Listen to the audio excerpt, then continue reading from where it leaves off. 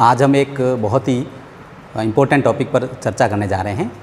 Topic का नाम है लिंकेज, हिंदी में अपन इसको संलग्नता कहते हैं।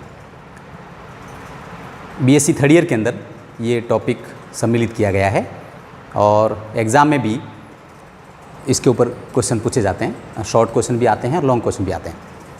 आज हम लिंकेज कंसेप्ट क्या है या लिंकेज क्या है, क्या इसकी परिभाषा है, किस तरह से हम लिंकेज को समझ सकते हैं, एग्जाम्पल सहित इसको समझने का प्रयास करें। लिंकेज जो वर्ड है वो सबसे पहले टी.एच. मॉर्गन ने 1910 में दिया था और मॉर्गन ने लिंकेज को समझाने के लिए ड्रोसोफिला पर अपने एक्सपेरिमेंट भी किए थे। लिंकेज का मतलब होता है साथ साथ रहना। ऐसे जीन जो पेरेंट में पाए जाते हैं और ऑफ स्प्रिंग या संतति में वो वंशानुगत होते हैं साथ साथ, उसको अपन संलग्नता कह सकते हैं। संलग्नता दर्शाने वाले जीन एक ही क्रोमोसोम पर पास पास स्थित होते हैं। अगर अपन इसको और अच्छी तरह से डिफाइन करें या परिभाषित करें तो यहाँ मैंने परिभाषा लिखी है, the tendency for the gene to be inherited together as a package because of their location near one another on the same chromosome. Gene का वह व्यवहार जिसमें जीन एक पीढ़ी से दूसरे पीढ़ी में एक साथ वंशानुगत होते हैं, क्योंकि क्रोमोसोम पर उनकी जो लोकेशन या जो पोजीशन होती है वो आसपास होती है। हिंदी में भी मैंने इसको लिख रखा है, संलग्नता जीन पैतृक से संततियों में साथ साथ वंशागत होते हैं, या संलग्नता दर्शाने वाले लक्षणों के जीन एक ही गुणसूत्र पर स्थित होते हैं। ये जो वर्ड है संलग्नता, ये हालांकि मॉर्गन ने दिया था, लेकिन संलग्नता को समझाने के लिए बैटसन और पुनेट ये दो वैज्ञानिक थे और इन्होंने प्रयोग करके 1906 में इस वर्ड को, इसके लिंकेज के आधार को समझाने का प्रयास किया। और आज हम बैटसन और पुनेट ने जो प्रयोग किए गए थे उसी प्रयोग को विस्तृत रूप से समझने का प्रयास करेंगे। बैटसन और पुनेट ने 1906 में एक थ्योरी दी थी। उस थ्योरी का नाम था coupling and repulsion hypothesis. Coupling क्या है, रिपल्सन क्या है और इस सिद्धांत में उन्होंने क्या परिभाषित किया या क्या प्रयोग किया, उसको हम लोग आज विस्तृत अध्ययन करेंगे। ये जो प्रयोग था, उन्होंने लेथाइरस ओडोरोटस, जंगली मटर की एक जंगली मटर का ये बॉटनिकल नाम है, और उसके ऊपर इन्होंने एक प्रयोग किया था। उन्होंने अपने प्रयोग में ये बताया, दो सिद्धांत के ऊपर ये प्रयोग आधार था। The main reason for parental combination is linkage. Parental combination अगर आपको संतति में प्राप्त होता है तो उसका जो कॉज है या जो उसका कारण है वह लिंकेज या संलग्नता है। और main reason for recombination is crossing over, कि अगर रिकॉम्बिनेट या रिकॉम्बिनेशन का मतलब होता है कि अपने को नई अगर संतति प्राप्त होती है तो उसका जो परिणाम होता है वो क्रॉसिंग ओवर होता है। लिंकेज को समझने से पहले आप लोगों को ये जानकारी होनी चाहिए कि मेंडल ने एक नियम दिया था, स्वतंत्र अपव्यूहन का नियम, लॉ ऑफ इंडिपेंडेंट असॉर्टमेंट। उसने ये बताया कि जब दो या दो से अधिक कारकों की वंशानुगति का अगर अपन साथ साथ अध्ययन करते हैं तो गैमीट के विसंयोजन के समय वो जीन या कारक स्वतंत्र रूप से अपव्यूहन होते हैं। और आपको पता होगा कि F2 पीढ़ी में डाईहाइब्रिड क्रॉस में मेंडल के 9:3:3:1 का रेशियो प्राप्त हुआ था। 9, 3, 3 और 1। इस 9:3:3:1 रेशियो में जो 9 थे ये वही प्राप्त हुए थे जो पेरेंट गैमीट में थे, और 1 जो था वो वही प्राप्त हुआ प्रोजेनी जो कि पेरेंट गैमीट में थी। लेकिन ये जो बीच के 3:3 जो रेशियो था ये लॉ ऑफ इंडिपेंडेंट असॉर्टमेंट या स्वतंत्र अपव्यूहन के कारण हुआ था। और ये तब प्राप्त हुआ जब रिकॉम्बिनेशन या क्रॉसिंग ओवर गैमीट में होना शुरू हो जाए, तब अपने को ये रेशियो प्राप्त होता है। अपने को यहाँ पे ये ध्यान रखना है कि संलग्नता या लिंकेज जब अपन पढ़ेंगे तो लिंकेज के अंदर लॉ ऑफ इंडिपेंडेंट असॉर्टमेंट का जो नियम है वो लागू नहीं होता है, या अपन एक तरह से इसको इस तरह से कह सकते हैं कि लिंकेज जो है वो लॉ ऑफ इंडिपेंडेंट असॉर्टमेंट या मेंडल के नियमों का एक एक्सेप्शन या अपवाद है। कैसे हैं इसको अपन विस्तृत रूप से यहाँ पे चर्चा करते हैं। बेटसन और पुनेट ने लिंक्ड जीन का मतलब वह जीन जो पेरेंट्स से संतति में एक साथ संलग्न होते हैं उनको लिंक्ड जीन कहते हैं, जो कि एक ही क्रोमोसोम पर स्थित हो। लिंकेज जो थ्योरी दी थी बेटसन और पुनेट ने, जैसा कि मैंने पहले नाम बताया था coupling and repulsion hypothesis, basic रूप से हम यहाँ पे इसी थ्योरी को समझने का प्रयास करेंगे। तो बेटसन और पुनेट ने बताया कि जो लिंक्ड जीन है क्रोमोसोम पर उसका अरेंजमेंट दो प्रकार से हो सकता है। कौन कौन से दो प्रकार है? दोनों प्रकार को अपन यहाँ समझने का प्रयास करते हैं, सिस अरेंजमेंट और एक है ट्रांस अरेंजमेंट। आप देखें यहाँ पे एक क्रोमोसोम को मैंने बना रखा है और ये क्रोमोसोम बना रखा है, और यहाँ पे मैंने एक जीन बताई, पोजीशन बताई, कैपिटल ए, कैपिटल बी और स्मॉल ए और स्मॉल बी।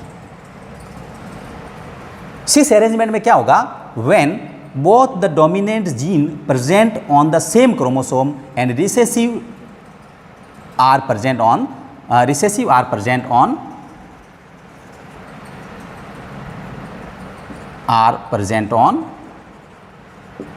different chromosome। जब दोनों प्रभावी जीन एक गुणसूत्र पर उपस्थित हो और दोनों अप्रभावी जीन दूसरे गुणसूत्र पर उपस्थित हो तो उसे अपन सिस अरेंजमेंट कहते हैं। कैसे? आप यहाँ पे देखें, दोनों जो डोमिनेंट है कैपिटल ए और कैपिटल बी ये एक जीन पर स्थित है और स्मॉल ए और स्मॉल बी जो है वो दूसरे क्रोमोसोम पर उपस्थित है। ये एक प्रकार की ओरिजिनल अवस्था या मूल अवस्था कहलाती है। जब इसमें गैमीट का निर्माण होगा तो इसमें दो प्रकार के गैमीट बनेंगे। कौन कौन से गैमीट बनेंगे? ए बी और A B, capital A capital B, small A small B, ये दो गैमीट इसमें बनेंगे। ये जो अरेंजमेंट अगर किसी क्रोमोसोम पे उपस्थित है तो उसको अपन बोलते हैं सिस अरेंजमेंट। अब दूसरा जो अरेंजमेंट उसने बताया उसको बोलते हैं ट्रांस अरेंजमेंट, बिल्कुल इससे विपरीत अवस्था। जब एक क्रोमोसोम पे एक प्रभावी और एक रिसेसिव और दूसरे पे एक प्रभावी और दूसरा रिसेसिव उपस्थित हो तो इस प्रकार के अरेंजमेंट को अपन ट्रांस अरेंजमेंट कहते हैं। ये जो अरेंजमेंट होता है ये मूल अवस्था नहीं कहलाती है, ये जो है it's a result of crossing over. ये जो अरेंजमेंट जो होता है एक क्रोमोसोम पे, ये क्रॉसिंग ओवर का परिणाम होता है। इसी अरेंजमेंट को ध्यान में रखते हुए बेटसन और पुनेट ने लेथाइरस ओडोरोटस जो मटर की एक वैरायटी है उसके ऊपर एक प्रयोग किया। उस प्रयोग को हम यहाँ समझने का प्रयास करेंगे। मटर के अंदर, लेथाइरस के अंदर दो कैरेक्टर लिए उसने, blue and long variety, pollen की परागकण की जो वैरायटी है उसके ऊपर उन्होंने क्रॉस करवाया। आप देखें capital B capital L capital L, इसका मतलब होगा ब्लू या ब्लू डोमिनेंट है और लॉन्ग है वो भी डोमिनेंट है पोलन का। इसको क्रॉस किससे कराया? Red and round variety. Red को अपन यहाँ स्मॉल बी से और लॉन्ग राउंड को अपन स्मॉल एल से इंडिकेट करते हैं। ठीक, ये पेरेंट है। जब अपन इसमें गैमीट बनाएंगे तो अपने को पता है, अच्छा ये जो अवस्था है ये दोनों आप यहाँ पे देख सकते हैं, ये क्या अवस्था कहलाती है? सिस अरेंजमेंट। आप देखें कि एक ही क्रोमोसोम डोमिनेट जो है वो एक क्रोमोसोम पर है, ये डोमिनेट जीन है कैपिटल ए कैपिटल बी। तो आप यहाँ देखें कि दोनों जो कैपिटल है वो एक ही पेरेंट में उपस्थित है और रिसेसिव है वो दूसरे पे। जब अपन गैमीट बनाएंगे तो इससे जो गैमीट बनेगा वो capital B capital L small B और स्मॉल एल। F1 पीढ़ी में जब अपन ने इसको संकरण कराया तो संकरण कराने के बाद अपने को ये F1 पीढ़ी में संतति या ऑफस्प्रिंग प्राप्त हुई, capital B small B capital L और स्मॉल एल। प्रभाविता के नियम के अनुसार यहाँ प्रभाविता का नियम लागू हो रहा है तो अपने को ब्लू और लॉन्ग वैरायटी है वो अपने को यहाँ पे प्राप्त हुई, मेंडल का जो नियम है उस हिसाब से। अब टेस्ट क्रॉस की परिभाषा ये होती है कि F1 पीढ़ी से प्राप्त संतति का अगर अपन रिसेसिव से या अप्रभावी लक्षणों वाले से क्रॉस करवाते हैं तो उसको F1 पीढ़ी कहते हैं, टेस्ट क्रॉस कहते हैं। तो यहाँ भी अपन क्या करवा रहे हैं? टेस्ट क्रॉस करा रहे हैं। ये अपने को F1 पीढ़ी प्राप्त हुई और यहाँ पे आप देखें कि अप्रभावी पीढ़ी कौन सी है? ये रेड एंड राउंड। तो ये अपन ने रेड और राउंड ले लिया और इसके साथ अपन अप्रभावी के साथ जब भी अपन टेस्ट कराते हैं F1 पीढ़ी को तो उसको टेस्ट क्रॉस कहते हैं। और टेस्ट क्रॉस कराने के बाद अकॉर्डिंग टू मेंडल जो अपने को अनुपात प्राप्त होना चाहिए वो 1:1:1:1 प्राप्त होना चाहिए। यहाँ पे अपन देखते हैं जब अपन ने इसको टेस्ट कराया, यहाँ पे अपन ने गैमीट बना दिए, इसके गैमीट अपने ये बन गए, ये जो F1 पीढ़ी के capital B capital L capital B small L, फिर small B capital L small B और स्मॉल एल। यहाँ पे सिर्फ इसका एक ही गैमेट बनेगा, स्मॉल बी और स्मॉल एल। अब आप देखें कि जब अपन ने इसके F2 प्रोजेनी में इससे जो प्राप्त अपने को संतति प्राप्त हुई कौन कौन सी हुई, यहाँ पे देखें blue and long, blue and round, red and long and red and round, जो कि टेस्ट क्रॉस में बिल्कुल अपन ने जो चेकर बोर्ड से जो अपने को संतति प्राप्त होती है उसी को अपन ने दर्शाया। लेकिन यहाँ पे जब अपन जो टोटल 16 जो संतति प्राप्त हुई है उसमें अनुपात देखें तो अनुपात में अपने को अनुपात 7:1:1:7 प्राप्त होता है, जबकि मेंडल के नियमानुसार ये अपने को जो रेशियो है वो कितना प्राप्त होना चाहिए, 1:1:1:1। तो जो मेंडल का नियम था उस मेंडल के नियम से यहाँ पे विचलन प्राप्त हुआ। अब आप देखें लिंकेज को हम लोग इस अनुपात से अच्छी तरह से समझ सकते हैं। कैसे, आप देखें कि जो पेरेंट थे, पेरेंट में ब्लू और लॉन्ग वैरायटी ये एक पे स्थित थे क्रोमोसोम पे और रेड एंड राउंड एक पे थे। यहाँ पे भी देखें ये जो कॉम्बिनेशन है ब्लू एंड लॉन्ग यहाँ पे ये देखें और राउंड रेड एंड राउंड ये एक साथ है। तो इनके अनुपात अपने को सबसे ज़्यादा प्राप्त हुए। क्यों प्राप्त हुए? क्योंकि ये इन्होंने स्वतंत्र अपयून का पालन नहीं किया। ये अपन ये कह सकते हैं कि ये जीन है एक साथ संतति में आ गए, तो अपन ये कह सकते हैं कि पेरेंटल रिकॉम्बिनेशन है वो यहाँ पे ज़्यादा प्राप्त हुआ। ये किस वजह से? लिंकेज की वजह से या संलग्नता की वजह से। तो संलग्नता का मतलब क्या हुआ कि संलग्नता दर्शाने वाले लक्षण एक ही गुणसूत्र पर स्थित है और पेरेंट से संतति में एक साथ आते हैं। चूंकि ये इस तरह से थे तो इनका अनुपात अपने को ज़्यादा प्राप्त हुआ, जबकि रिकॉम्बिनेशन जो परिणाम किसका होता है? क्रॉसिंग ओवर का होता है। क्रॉसिंग ओवर यहाँ कम हुआ है तो नए रिकॉम्बिनेशन का मतलब जो नए परिणाम प्राप्त हुए वो अपने को कितने हुए? 1:1। तो बेटसन और पुनेट ने इस पूरे परिणाम के लिए एक अपन कहते हैं इसका सार जो है वो क्या दिया? When 2 dominant gene are entering from same parent, जब दो प्रभावी जीन एक ही पैतृक से प्राप्त होते हैं, दे रिमेन इन टुगेदर, तो वो एक साथ रहने का प्रयास करते हैं। इसको अपन कपलिंग कहते हैं। 2 डोमिनेंट जीन थे जो एक ही पेरेंट, ये पेरेंट थे, इस पेरेंट में ही दोनों डोमिनेंट थे, इससे जब एंटर हुए तो एक साथ रहने का प्रयास करते हैं और उस एक साथ रहने का परिणाम ये मिला कि अपने को लिंकेज यहाँ पे दिखाई दिया। अब अपन दूसरे एक्सपेरिमेंट की तरफ बढ़ते हैं जो कि ट्रांस अरेंजमेंट है।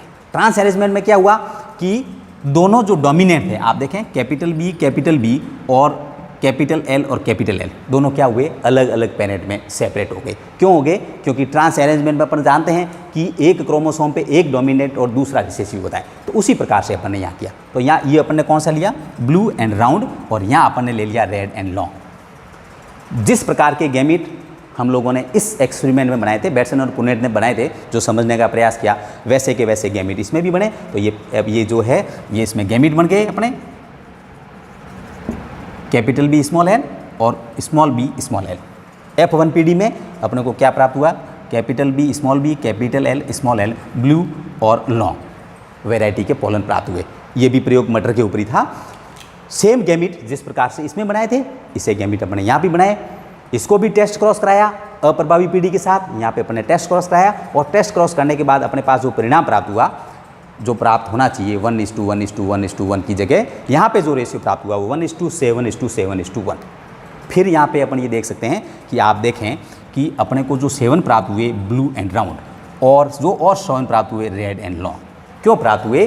क्योंकि यहाँ भी संलग्नता अपने को स्पष्ट दिखाई दे रही है कि ब्लू और राउंड, आप देखें अपन ने जो पेरेंट में कौन सा लिया था? ब्लू एंड राउंड, और रेड एंड लॉन्ग यहाँ पे भी अपन देखें कि पेरेंट में रेड एंड लॉन्ग दिया। तो वो जो जीन पेरेंट के अंदर थे वो वापस संतति में अधिक संख्या में अपने को प्राप्त हुए, वह जो प्रयोग है वो लिंकेज कहलाता है। तो ये जो दोनों जो प्राप्त हुए ये किसका परिणाम है? The main reason for parental recombination is linkage. ये किसका परिणाम है? लिंकेज का। और दूसरा है the main reason for recombination is crossing over. तो यहाँ पे भी अपन देखेंगे कि क्रॉसिंग ओवर में अपन क्या देखते हैं कि एक अपने को ये प्राप्त हुआ, एक इसको अपन रिकॉम्बिनेट कहते हैं जिसकी मात्रा कम है। इसका कंक्लूजन क्या निकला? When 2 dominant gene are entering from different parent, जब दो प्रभावी जीन अलग अलग पेरेंट से संतति में प्रवेश करते हैं, then they try to remain separate, तो वो एक दूसरे से सेपरेट रहने का प्रयास करते हैं। इसको अपन बोलते हैं रिपल्सन। ठीक है, दोनों पेरेंटल जीन हैं, अलग अलग दोनों डोमिनेंट जीन है, एक इसके पेरेंट के अंदर है और एक इस पेरेंट के अंदर है। दोनों जब अलग अलग ट्राई की तो दोनों ने एक दूसरे से अलग अलग रहने का प्रयास किया, वो साथ साथ नहीं रहते हैं। और उस साथ साथ नहीं रहने के कारण यहाँ पे भी अपने को स्वतंत्र अपीयन के नियम के जो रिजल्ट था उसका अपन कह सकते हैं कि डेविएशन या उसमें विचलन मिला। तो बेटसन और पुन्नेट क्रॉसिंग ओवर को समझा नहीं पाया, लेकिन क्रॉसिंग ओवर का जो आधार था लिंकेज का जो लिंकेज को नहीं समझा पाया, लेकिन लिंकेज का जो मूलभूत आधार था कि लिंकेज है क्या, लिंकेज को अपन कैसे समझ सकते हैं, लिंकेज एक वर्ड क्या है, उस वर्ड को कपलिंग और रिपल्सन थ्योरी से समझाने का प्रयास किया। और बीएससी के फाइनल के अंदर जो आपका क्वेश्चन आता है उस क्वेश्चन के अंदर मुख्य रूप से अगर ये आपने बेसिक समझ लिया तो आप इसको एक्सप्लेन भी कर सकते हैं और समझा भी सकते हैं। इसका जो सेकंड पार्ट है उस सेकंड पार्ट में ये जो अपन ने प्रयोग पढ़ा है अपन ने, ये सिर्फ बेटसन और पुन्नेट का जो कपलिंग और रिपल्सन थ्योरी जिसमें लिंकेज वर्ड को समझाने का प्रयास किया, कंसेप्ट को, उसका पढ़ा है। हालांकि जो क्रॉस लिंकेज का जो मेन क्रेडिट है वो जाता है मॉर्गन को। तो नेक्स्ट वीडियो में मैं आपको समझाने का प्रयास करूँगा कि मॉर्गन ने लिंकेज के बारे में एक थ्योरी दी थी, वो थ्योरी क्या है उसके बारे में। धन्यवाद।